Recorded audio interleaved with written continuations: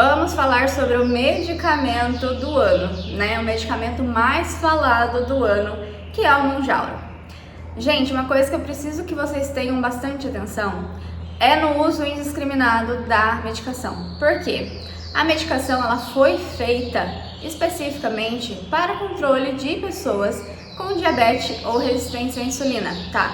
Ele não é um medicamento que foi feito para você emagrecer. Ele não tem, né? Ele não foi criado com essa finalidade. A finalidade dele é para tratar uma doença específica, que é a diabetes ou a resistência à insulina.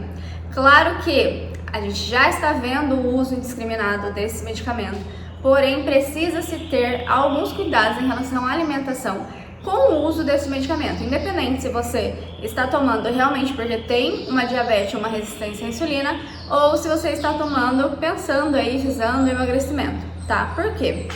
O controle desse medicamento é justamente controlar a insulina. Então, basicamente, óbvio que ele vai deixar com que você não tenha muita fome ao longo do dia. Então, ele vai reduzir mesmo essa percepção de fome. E aí, o que acontece? É onde realmente gera o emagrecimento, né? Mas não somente o emagrecimento, tá? Ele pode gerar também uma desnutrição.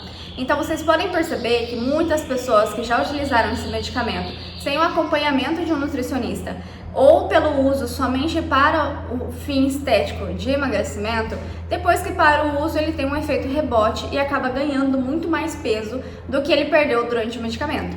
Justamente por isso, porque a função do medicamento já é reduzir a fome, certo? E aí você utilizando o medicamento, você não come direito porque você não tem um acompanhamento. Então você acha que, né, ok, vou ficar sem comer, não tô com fome, tá tudo certo, tô emagrecendo e é o que importa. Mas não é só isso que importa, tá? A gente tem que pensar na saúde em geral. Você ficar sem se alimentar, o seu corpo ele vai começando a ficar sem energia, a trabalhar, né, de forma ineficiente. Então, basicamente, o seu corpo ele começa a entrar numa desnutrição.